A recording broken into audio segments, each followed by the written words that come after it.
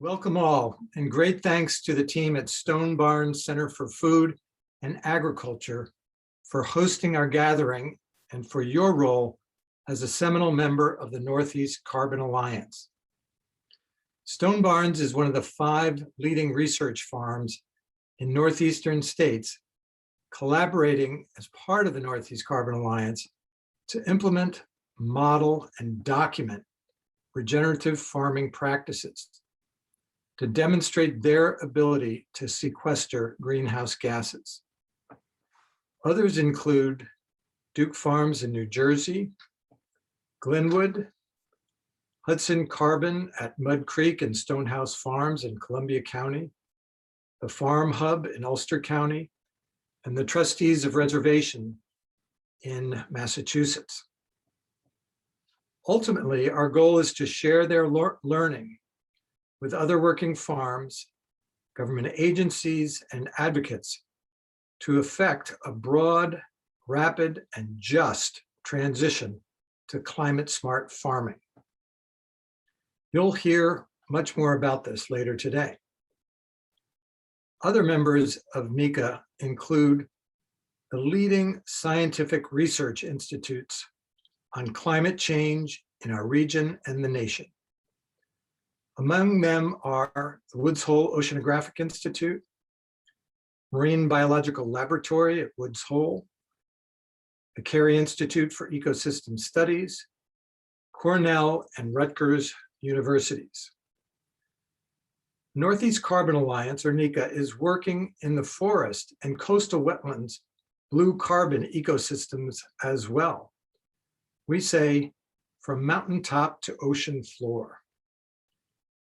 And we also have public policy leaders from almost every northeastern state. Natural solutions to climate change have the potential to contribute 1/3 of the emissions reductions needed to keep the increase in temperature below the 1.5 degrees centigrade that is considered a threshold for climate disaster. We are all too familiar with the relentless reports from the United Nations Intergovernmental Panel on Climate Change about the now irreversible impacts of climate change, and the real-time evidence on the ground in New York and around the world in the destructive hurricanes, floods, wildfires, temperature increases, and escalating extinction of species. But the panel has also said it is crucial that we act now, boldly and decisively, to avoid even more dire consequences for future generations. We gather today in the face of a dramatic reduction over many generations in the number of farms and acres of land owned and managed by Black, Indigenous, and people of color. In the face of continued obstacles to their access to government grants and assistance, and continued systemic racism at every level of American society. In his 1963 I Have a Dream speech, Martin Luther King spoke of the fierce urgency of now. He said, "We are now faced with the fact that tomorrow is today. We are confronted with the fierce urgency of now. In this unfolding conundrum of life and history, there is such a thing as being too late. This is no time for apathy or complacency. This is a time for vigorous and positive action." End of quote. Despite the passage of almost 6 decades since he spoke those words, they certainly ring true today, both in the need to work to achieve his urgent and unmet vision of equality for all through the civil rights movement, but also to address climate change, a cause he could not have foreseen. We need to work to achieve equity and justice for Black, Indigenous, and people of color in the transition to sustainable energy and farm practices, and for all people. across the nation.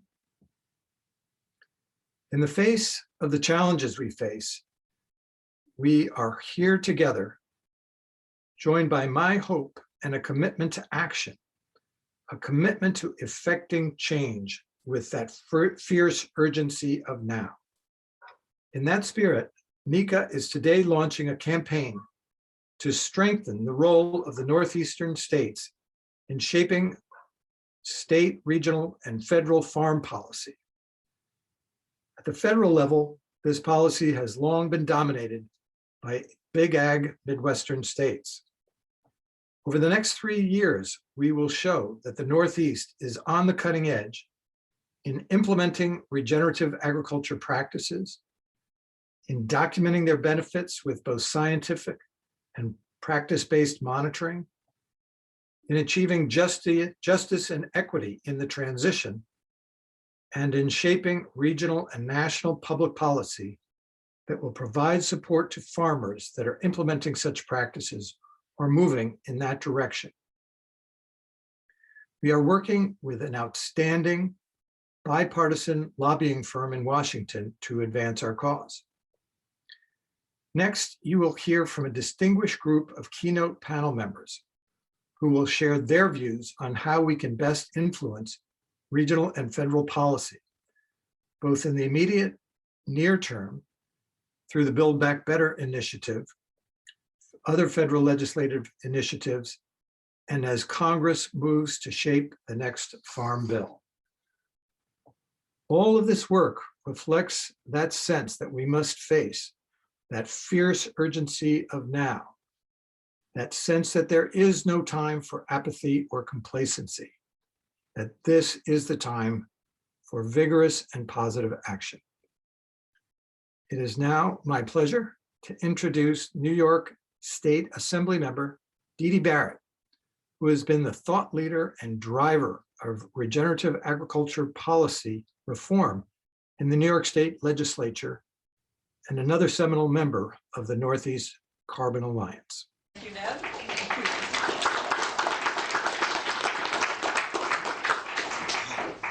So I want to thank Ned and Scenic Hudson for your leadership in preserving working farms in the Hudson Valley, in founding this important Northeast Carbon Alliance, and in shaping state and federal policy in this very important arena.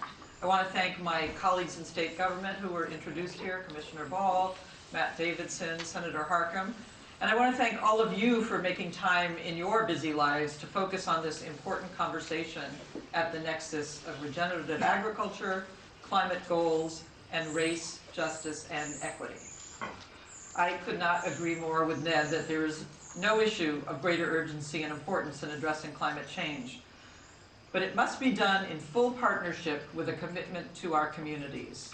New York's landmark legislation, which I was very proud to vote for, the Climate Leadership and Community Protection Act, puts both priorities out there, climate and communities. And that means we must include rural as well as urban communities when we talk about social justice, economic justice, and land access. When we talk about food equity, we must ensure our families, wherever they live, are getting fresh, nutritious food to put on their tables, and that both our farmers and our farm workers are making a living and a living wage in agriculture. We must recognize what it costs to grow food and make sure that that's part of the conversation. We must balance the need for large-scale renewable energy sites with ensuring that it doesn't cost our small rural towns their whole economic base, even if it's farming, outdoor recreation, or tourism. New York has been taking important and aggressive steps in these areas, and now we have the opportunity to take these priorities to our colleagues throughout the Northeast, which I personally believe models the future of agriculture. As Ned was saying, we have the water here, we have the markets, we really have the scale of farming that makes much more sense than other parts of the country. And then we'll take it on to the nation's capital. I'm honored now to introduce our panelists, and then we'll ask them a series of questions that I hope will generate good conversation among them and food for thought for all of you as we move into our breakout sessions. So I'm going to do the introductions first and then start with the questions. Richard Ball is, first of all, a farmer. For the past 27 years, he's been the owner and operator of Schoharie Valley Farms in Schoharie, New York. The farm consists of 200 acres and grows a wide variety of vegetable crops and small fruits, including heirloom varieties of tomatoes and garlic, root crops, greens, and asparagus. He has served as New York State Commissioner of Agriculture and Markets in 2014 and has been a pleasure to work with. That's my added, wasn't in your bio. Get that in there. You start with that one. That's the thing I've heard all day. He's also chairing the Agriculture and Forestry panel of the Climate Action Council, which is developing actions New York State can achieve to implement this important law. Finally, Commissioner Ball is also the president of the National Association of Departments of Agriculture, giving him an important leadership role in shaping climate policy nationwide. David Levine is also a farmer. He's the principal partner at Miracle Springs Farm, a goat dairy and family farm dedicated to regenerative practices in the Hudson Valley since 2014. And I will add a constituent of mine. The farm I vote.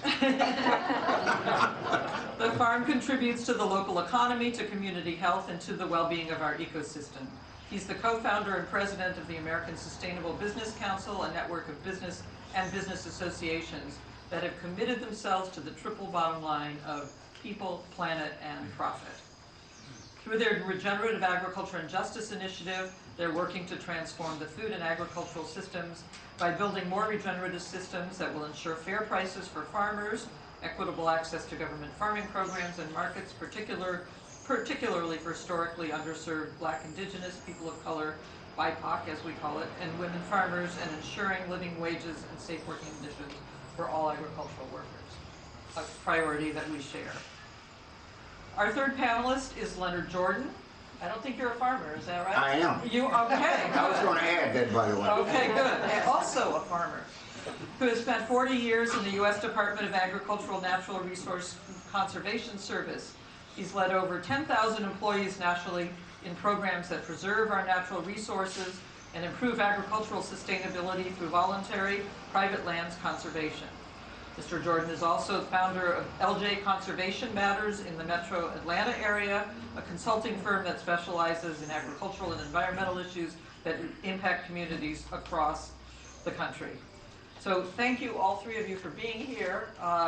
There's wonderful points of view, and we will begin with the first question that I would like to raise, and so I'll give you an opportunity to each talk about why the issue of climate change is important to you personally, and a little bit about what you or your organization is doing to advance regenerative agriculture in the context of federal policy. And we'll start with Mr. Jordan. Wow, it's an honor to go first. Oh my goodness. I should come back to Northeast more often. You should. You should. We've got it going on here. Good morning, everyone. I'm honored to be here, and thanks to Ned, first of all, for the invite and the hospitality he's shown, and Heather and all the rest of them. I greatly appreciate this. Why am I interested? I think earlier comments that were shared, I'm just going to echo those, and that is, first of all, I'm a product of a farm, small farm. And when I grew up, you know, we ate everything from the farm. We could drink water from the streams. I could even eat dirt, believe it or not. And it was sweet. So, you know, I recognize that the population is increasing, and the infrastructure that is to support the population is decreasing. So I just think that it's critical important for us to sustain farms that produce food in a manner for which it supports the sustainability of farm and support life. So I'm just keenly interested. I have 9 grandkids. I'm not that old. I just started young. and I'm not selfish. I want my grandkids and others that are yet to come to have an opportunity, as I did, to have a good quality of life. So that's what motivates me. And what I'm doing is I'm presently affiliated with 3 or 4 different organizations that the good news is they all are working on similar things. And I'm working with the Bipartisan Carbon Task Force. I'm working with an organization out of DC that's called Agree, and all of them are made up of farmers and resource people, organizations, and also working with the NACD, National Association of Conservation Districts, the Carbon Task Force, and they're all focusing on things like how to expand the financial assistance, the technical assistance, and also how to improve the workforce plan that those organizations or the agencies should have. And recognizing that you need the money, but you also need capable people in places to help make sure that the funds you get for the various programs are implemented or carried out. But then you got to have the right people with the right mindset to do good stuff. Just because you have a body doesn't guarantee you're going to get the results you want, but you got to have the right mindsets. So all of those organizations that I'm affiliated with gladly are working separately, but yet and still the things they're working on are very, very similar. So that's to me, that's powerful. So that's my response, and I hope it didn't take too long. Not at all, thank you. Commissioner Ball? Wow, that's a pretty big question. Let me remember my manners a little bit. Say thank you, Jack. Good to see you again, another farmer. And Ned, thank you for this opportunity to be a part of this. And it's, of course, pretty exciting to be a part of this panel up here and to see all of you out there thinking about this very important subject. I think for me, I was probably one of those lucky kids that knew he wanted to be a farmer when he grew up. Milk cows with my grandfather when I was 7 years old, and had the opportunity to then work as a farm worker in agriculture. Spent 20 years learning how to farm, spent 20 years building up my own farm, and it was at that point when I got asked if I would consider being Commissioner of Ag. And I really had, because I was doing exactly what I wanted to do. I was farming. But the opportunity to do some of the things Leonard mentioned and to be involved and actually look at policy and offer opinions and have friendships in the legislature that you could actually get things done excited me. With regards to climate specifically, I have seen 400-year events and one 500-year event on my farm in the last 30 years. That's before becoming a commissioner. And then, you know, about 5 years ago, I got to walk across New York State and look at one of the worst droughts we'd ever seen in New York State. I went all over the state. I saw Christmas trees that were 5, 6 years old dying. And I saw potatoes that were the size of marbles. Pretty rough. The following year, we had the wettest year on record. We had flooding all across the state. But I think the climax for me was 2011 when Hurricane Irene came up the Hudson Valley and kind of had a bullseye on Schoharie County. And I looked out across my farm, which is river flats, pretty nice land, and I saw 18 feet of water on my farm. Never happened before in history, and my farm goes back to the 1700s. And that was pretty rough. That was August 28th. And 18 feet of water on your crops at a time when it's harvest time, that's the end of the year. But that bothered me. What bothered me worse was that my town had 6 to 8 feet of water in my town. So all our homes, my customers, my employees, all our churches, all our businesses on Main Street were devastated. Well, we don't need to belabor the point, you know. The western part of the country is on fire. The Dakotas are drying up, and we just had another flood event in New York City. We got to stop and pay attention here. And farmers are willing to do an awful lot. We deal with weather, we deal with government issues, and we deal with tax issues, and we deal with health issues, and we deal with pests, and we deal with all kinds of stuff. But we have to be able to farm. And I'm excited to be a part of the programs we'll get into in a little bit that we have working first in New York. Because we do have, I think, one heck of a head start here in New York. So that's why it matters. Thank you, Commissioner. David, you want to take this on too? Sure. You know, well, again, thanks for having me here, and good to be a part of this conversation with you all.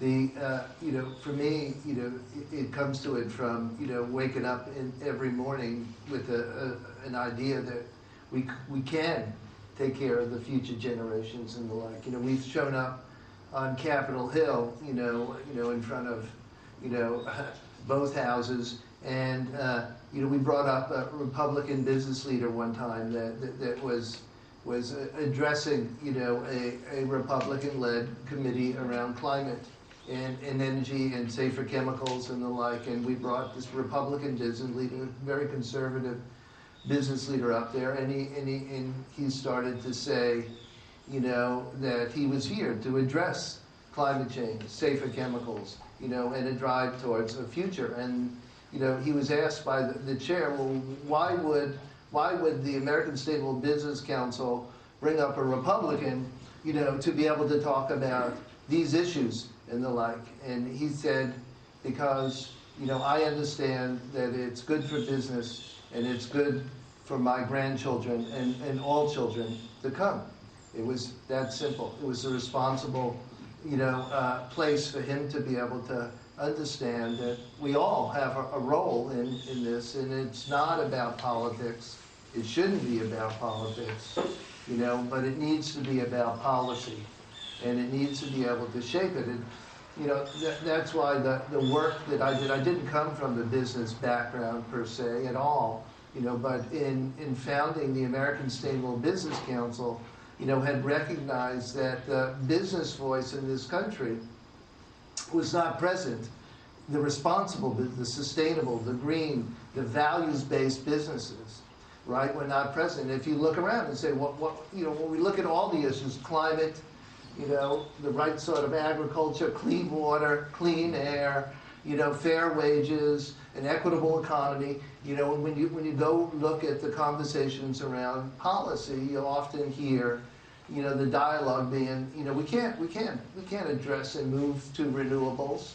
You know, we can't move to protecting small farms and BIPOC farm. And we can't do any of this stuff because it's bad for business. We can't address these issues. It's bad for the economy. It destroys jobs, you know, and we've taken on those fights. But the key, you know, here was, well, then who's saying all that? And you have, whether it's the U.S. Chamber of Commerce, the American Chemistry Council, the American Petroleum Institute, and the like. So, but the other piece is that we had seen the incredible growth of values-based businesses, and that is what we said we need to bring forward to be at the table in that diversity, in that strength, in that aggregated voice and power. Thank you. Thanks so much. Our second question, as you heard from Ned, the Northeast Carbon Alliance is today launching a multi-year campaign to give the Northeast states a voice in shaping federal policy. I'd like to invite each of you to give your thoughts on what are the most important U.S. Department of Agriculture conservation programs that the Alliance should be seek to strengthen to ramp up support for regenerative agriculture. I'm going to ask Commissioner Ball to start with that question, but encourage you to share your thoughts and discuss this amongst yourselves, if that's appropriate too, rather than just doing so. Awesome. Feel free to talk amongst yourselves. Yes, talk amongst yourselves. That doesn't apply to you guys. Gosh, that's a great one. As I mentioned earlier, I think we got a pretty good head start in New York State, actually, because we've got some good programs. As a matter of fact, our marketing program for New York State kind of hinges around environmental quality. Every state, as you know, has a Hooray for Us marketing campaign. You know, our stuff is local, therefore it's better. In New York, we actually have a New York Grown Certified campaign where we talk first about, yeah, you're local, but you have environmental quality system in place on your farm. We call it an AIM program, Agricultural Environmental Management. So we're doing this to manage nutrients and water on farms. With the larger dairy farms, with our smaller vegetable farms, actually all our agriculture. So we have a head start in that regard, I think. We've got a climate resiliency program in our state, which is so critical as we look at all the changes we've seen in climate over the recent years. Like, how can we manage a farm to handle a drought better, handle a flood event better? And we also have our Ag Non-Point program, which is always oversubscribed, where we can manage manure and nutrient management on all our dairy farms across the state. So a little plug for the legislature, that's always oversubscribed. We've got those three head starts, which we put in place to manage environmental issues. The great thing about this climate effort is we're talking about co-benefits here. So when we manage for the environment, when we manage for water, we manage for water quality and soil health, we're managing for carbon also. We're managing for better ag practices. So I think we have a pretty good head start. Those are 3 core things that we do in New York State. And I have to add that, and Leonard and I were talking about this before we started, you know, I'm so blessed, we are so blessed in New York to have the soil and water conservation districts. These people are the boots on the ground. They have the technical expertise to help a farmer improve what he's doing on his farm. I have to tell you, after Hurricane Irene, when I looked out across my farm, the very first people that I saw on my farm after the flood, when they could finally get down the road and get to my county, was our soil and water conservation district people. They were the first people that showed up on my farm. And I never forgot that. Do you have something comparable in Georgia, or is that? Well, not as robust as what he's describing, so I'm gonna flip that one and let me go national because I'm embarrassed to share with you the story of the districts, but I'm gonna get to that later on. From the program, from a national program perspective, this group and others should keep their eye on and support the Environmental Quality Incentive Program, EQIP. You've heard of it. You know, right now it's about $1.8 billion of funds that goes out to producers around the country that support implementation of conservation practices that support what we're talking about. There's groups that are trying to double that. So you need to keep your eye on the Environmental Quality Incentive. You need to do more than keep your eye on it. You need to support the increase in funding for that. The other program is here's one called Conservation Technical Assistance. And folks, what that is people. It's a program to bring people on so that people can help to implement the Environmental Quality Incentive Program, EQIP. You can get all the financial assistance you want, but if you don't have people to work with people, the dots are not connected.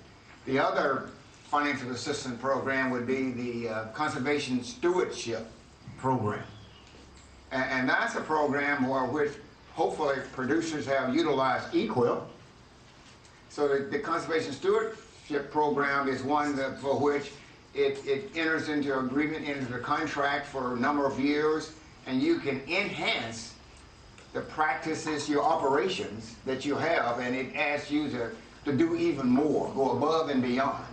And the producers that are enrolled get money for 5 or 6 years, and you can renew, to maintain those operations and to incorporate the type of practices that speak strongly to regenerative agriculture and to carbon. So that's the two. The other program is one called the Regional Conservation Partnership Program.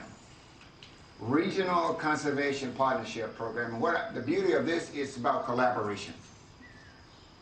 It's about groups and organizations working together to address a watershed approach. You know, you can look at, I don't know where you live, and you can look at where you live, and they could say that we have an interest in supporting regenerative agriculture in this community.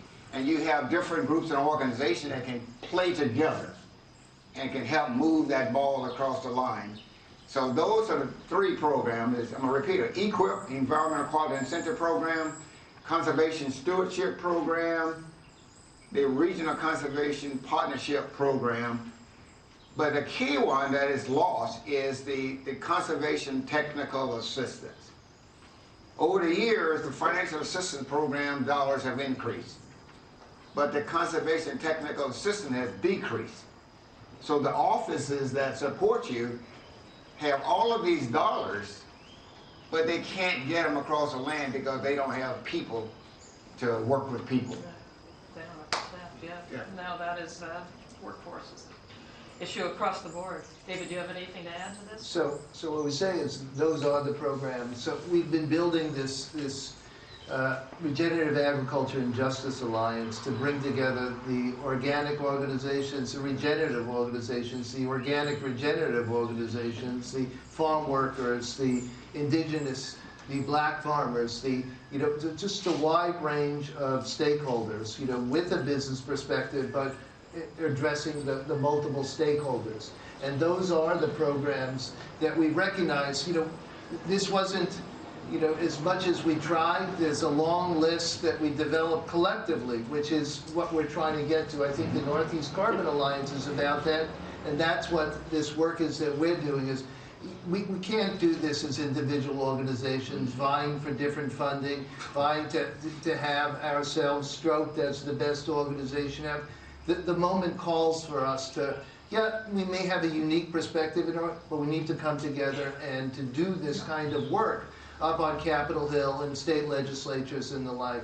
You know, as he's talking about it, you know, the numbers, we're down to $28 billion for all of those programs collectively. You know, it's been reduced, it's been chipped away over the last couple of years. The funding has moved away from small farmers. The funding has moved away from, you know, from the kinds of conservation programs and practices that we needed to see in place. So that's key. The other is, you know, is debt relief for small farmers. You know, there's, I think, about $8 to $10 billion for that program. So that's one we're pushing for. You know, there was a bill, right, to support black farmers in there. It got hung up. There was a lawsuit to stop it. You know, they didn't want those monies being dedicated to black farmers. So, you know, showing up on Capitol Hill right now, it's a messy process up there. But the fact that we can show up together and have some of these, you know, unified positions and the like, and then keep the eye on the prize of how to build it out, and with three, you know, sort of guardrails. How do we ensure that resilience is a part of this? You know, how do we ensure that underserved communities is a part of this, right?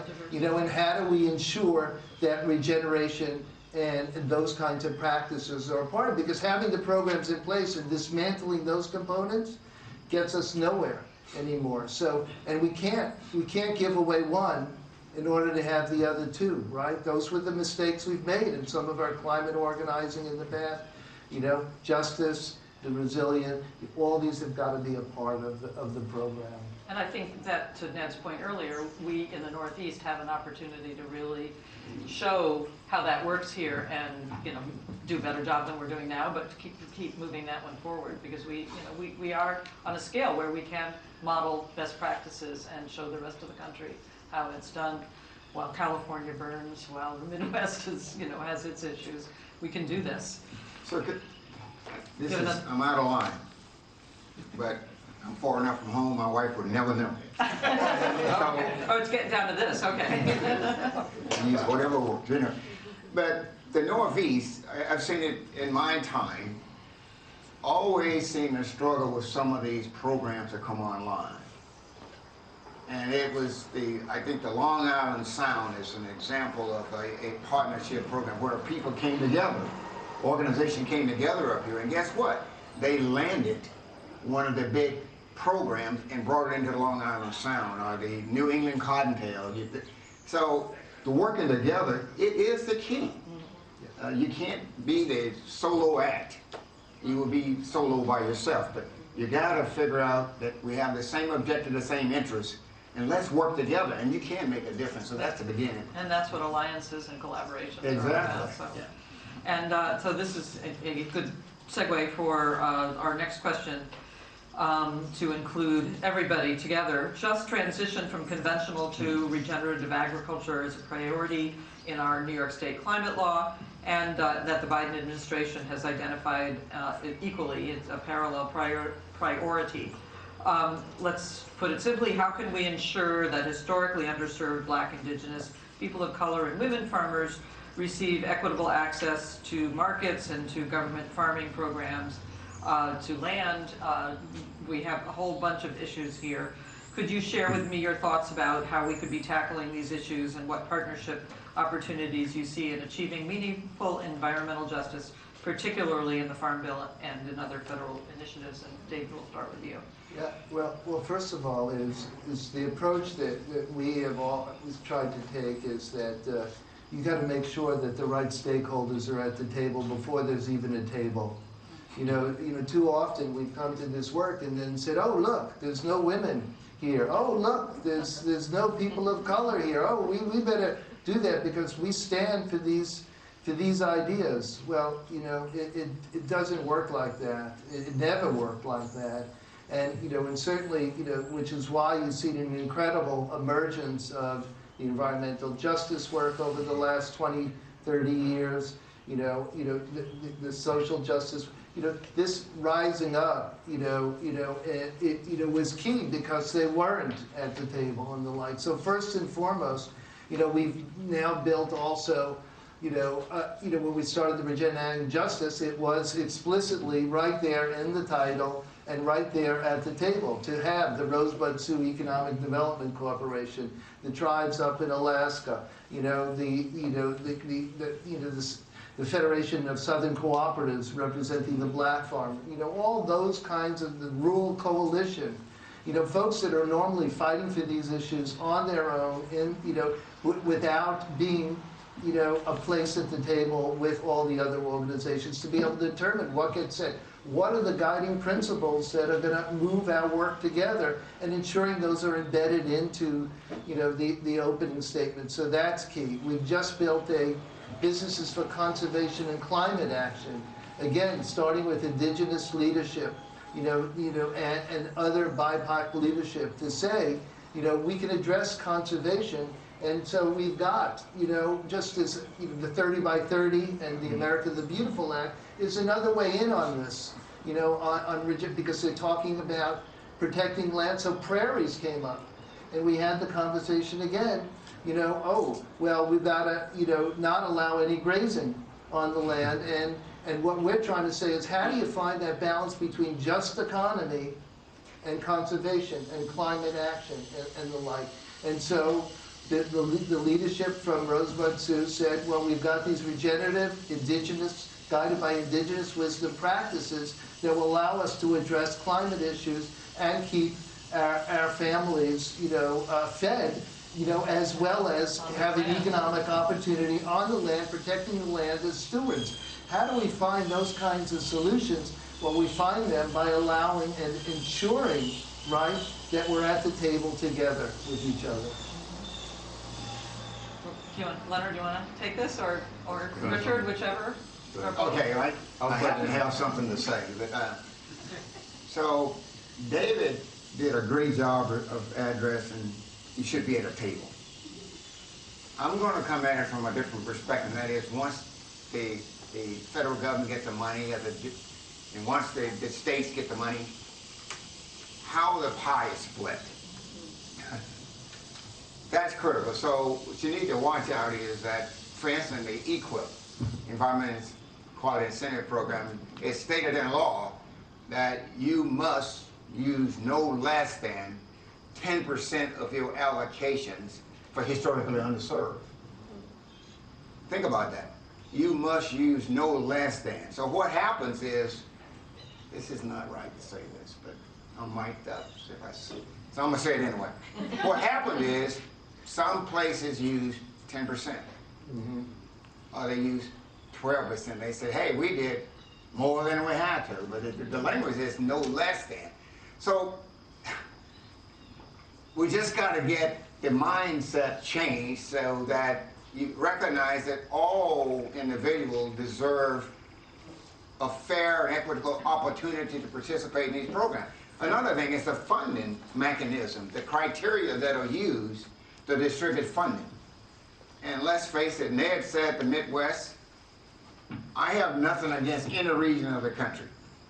But a lot of the funding, the criteria used for funding is like if Ned, we talked about this last night, if he has an operation that's large enough in scale, he can request more practices, say, than a smaller operator.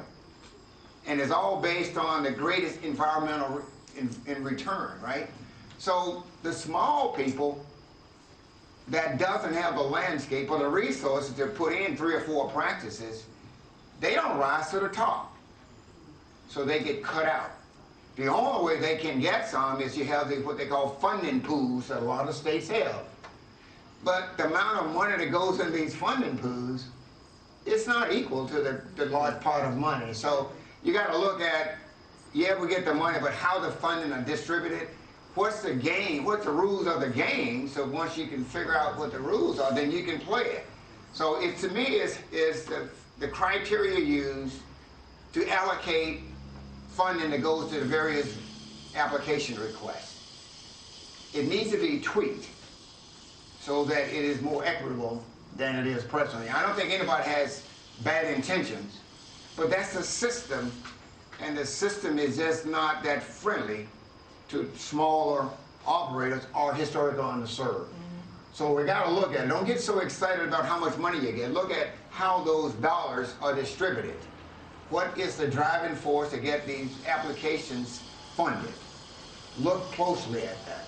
And focus on, don't get caught up on, I've allocated 10% of my money, so I've met threshold. Forget that, you know, do what's right. Do what's right. Yeah, two excellent points here, and there's, I would just add that there's tremendous power in doing the right thing. There really is. You know, a few years ago, well, we've all known that we've got a very sorry history in this regard at the federal level and across the country. So that old saying about, well, if not now, then when, and if not us, then who comes to bear in a big way. A few years ago, when your sister agency at USDA back in the day, NASS, did the last survey, they, you know, we always look at those numbers as commissioners, secretaries, directors of ag, you know, thinking about policy and where we're going as a nation in agriculture. And we saw the small farm numbers kind of reflect what we anticipated. We saw women in agriculture go up, which made sense because they finally started counting women in agriculture. They had not before, so we expected to see that, yeah. True. So, yeah, I mentioned that history there. But we saw the numbers in the BIPOC community actually going down. Mhm. Why is this? Well, you look at issues around heirs property, you look at issues around some of the historically way things were measured, putting in the minimum. We did our 10%, we're done. And so that inspired us at the department to create a work group on diversity and racial equity in agriculture. How do we make sure that in New York State, our agricultural community reflects the population of New York? What do we do about that? So we spent a couple of years working on this, and you know, we learned quite a lot. I think, as David mentioned about the table, you know, I'm thinking about a friend of mine, the American Farm Bureau president, Zippy Duvall, who said to me last week, God gave us 2 ears and 1 mouth for a reason. Listen first. And we spent a couple of years actually listening to the BIPOC community. And I was able to, I get teased about the broad powers of a commissioner of agriculture. The broad power that we have is the power to convene. And we were able to bring this group together and hold a number of listening sessions. But I was able to ask the dean at Cornell and the dean at SUNY Cobleskill, president there. I was able to ask American Farmland Trust. Sam was part of that group. I was able to ask our banking industry, our leadership there, to be in that room and to listen, not to offer any answers, but to listen first. And I think at the end of the day, we've come up with about 25 recommendations that we heard from this group. This is in no way done, but this is at least the beginning and an opportunity to think about, how do we look at access to capital? How do we look at access to land? How do we look at access to training? And then how do we navigate all those different aspects? Because this is a group of people that unfortunately has been largely disconnected from great programs, state programs, and being able to be upwardly mobile in the agricultural community. So it's a beginning. It's a beginning. I have a great deal of optimism about it because we've begun. I would add access to markets as well as an additional piece of that. But thank you. Very thoughtful, different angles to take on this issue. So thank you all for that. So we're going to go back to the issue of soil and water conservation districts, which for our next question, which was raised. They're a critical arm of the USDA in advancing policy grants and technical assistance. But the laws and programs that establish the districts date back to the Dust Bowl era. And I'm going to just take this moment to piggyback on what Ned mentioned earlier about the Soil Health and Climate Resiliency Act, which we passed in both of our houses, and the governor still needs to sign. So I enlist all of you to reach out to our wonderful new governor and encourage her to sign this really important bill that basically changes policy that's been in place since the Dust Bowl. So back to the question here, what are your thoughts about how those important agencies, these soil and water conservation districts, can be retooled to play a catalytic role in achieving just transitions to regenerative agriculture? Who wants to start with that one? I'll jump in. Sorry, Leonard, beat you. Yes, sir. You always hear me. I don't know about that. I'm thinking back to the work we're doing at the Climate Action Council and with the Ag and Forestry Work Panel in particular. I have to point out there's 4 members of that panel that are in the room here. I see Julie Suarez in the back of the room, and I see Peter Lehner in the room, and I see Sam Levy, and of course Ned Sullivan himself is a part of that work panel. So we had a large group of people, about 18 people, researchers. We had farmers, we had experts in their fields all weighing in on what is New York going to do going forward. And you know, our scoping plan, which has been put together, and how we put that all together with the other work panels is going on right now. It's important work. But you know, ultimately the core group of programs that we have at Ag and Markets to work with and at DEC to work with, our environmental team, that we've talked about already. There's the federal program level and there's the state program level, our AIM program, climate resiliency farming, etc.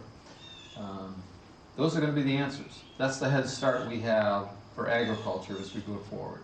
There's more we need to do, there's more we can do. There's some things that will need to be, some techniques that will need to be done before we've even thought about them yet, but they're going to be the answer, you know, 30 years, 50 years. So I think that's that core group, and when I think about how we're going to implement that, it's our soil and water conservation districts. In New York State, those are the people that are on the ground, on the farm, with the expertise and the source of funding to help the farmer change something, which we know we need to do. And I'm thinking back to, again, we're so blessed in New York, the very last event that I did in New York State in the year 2020. Was to go visit our soil and water conservation district employees in Syracuse. Brian, you were there, Brian Steinmiller from the department. There was a room about 350 plus guys. I never saw so much energy in one place in my life. I mentioned these are the people that were the first people I saw on my farm after Hurricane Irene. This was a room full of those people. And the energy was palpable. They're excited. We're getting them funding. They have the techniques, the technical advice. They know where to find the USDA program. They know where to find the state program. That's how we're going to get across the finish line with this in agriculture. So Leonard, do you want to talk about that USDA piece? I was going to say half of that, but That's why I had to be. there you go. So, you know, it's interesting. The districts are critical. You know, back in, you weren't there, in 33 and 35, when Hugh Hammond Bennett, who's the father of soil conservation, was working with M.L. Wilson, who's the assistant secretary. They had tried something called a pilot watershed program around the country, and that was to try to address the concerns on the farms and ranches. And it didn't work, so Hugh Hammond had a direct connection to Theodore Roosevelt.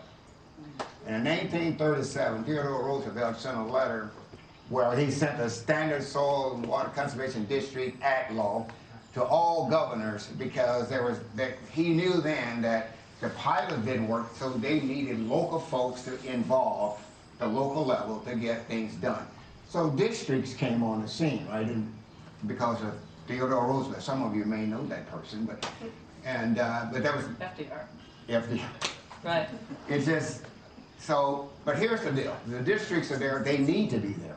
They are essential. They must be there because local people listen to local people. But what the local people say is also important. What they don't say is more important. So here's the deal for me. The districts need to be there, but I think not like New York, because Brian and the commissioner explained to me that you guys have a robust district program, district effort. I compliment you that. But there's not many of those around the country. Maybe you only care about New York, but I think you need all of those to be pulling in the same direction. It's not the same way. You know, I go to districts, meetings, and I look and everybody look the same. White hair, males. We got to change that up. Mm-hmm.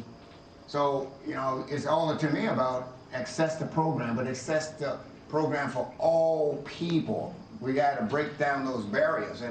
And so if I had a district board, that district board should look like those in the communities. How do you go out and work with somebody that don't think like you, don't look like you, and be successful? I mean, you guys smart, you New Yorkers, you figured that out. So you got to have the boards, but the board makeup needs to be consistent with the makeup of the people in their communities. They also need to be in tune with time and changes that are taking place. They need to be able to address climate change or regenerative agriculture. They need to do that. Some of these boards, they get excited about meeting every month. And some of them fall asleep while doing the meeting. And when they look at replacement of supervisors or commissioners or directors, it's who thinks like us or who looks like us. Now, I'm not making this up. This is real, but that's the problem. So the district, the law is good, but it's the action that augment or supplement the law. It's about people, so the people on these boards need to look like the people of America, race, gender, whatever, and they need to be with the mindset to adjust to new technologies or new needs around the country. So the law is good, Right, but it's the actors. How it actually plays out in local communities, and that's more important than you that's think. critical. Before, okay, all right. Well, David, do you want to make a quick comment before we wrap up here? So I'll make a different comment, Okay. since they covered it really so well. But it's just about the Northeast Carbon Alliance for a moment. I think that there's an incredible opportunity here and the like, and one of the missing pieces, Ned came over to the farm the other day, and so I make it as a public statement, so I get committed to it, and the like is, you know, we have a New Hampshire Business Council, we have a New York Business Council, we have a Vermont Business Council, you know, we have these business organizations that do what we do at the national level, do it at the regional level, and I think there's an opportunity to move this partnership to include those. You know, let's work towards doing that so we really increase the power that we have in order to influence change in each and every state legislature across the region, and even so, perhaps on Capitol Hill. Yeah. So just with that, I make that offer from the American Sustainable Business Council to work together to keep building that forward. Thank you. Well, thank all of you so much for this fascinating panel. I just want to share, Leonard, I don't know if you know this, but I think our New Yorkers here do, but FDR, who was governor of New York as well as president, identified himself always as a farmer, a tree farmer. That's how he identified his profession. So Yeah. he knew to a certain extent about for what he spoke. He didn't set those policies out. Yeah. So thank you all, and thank you to our wonderful panel Thank here, you. and I'll turn it back over to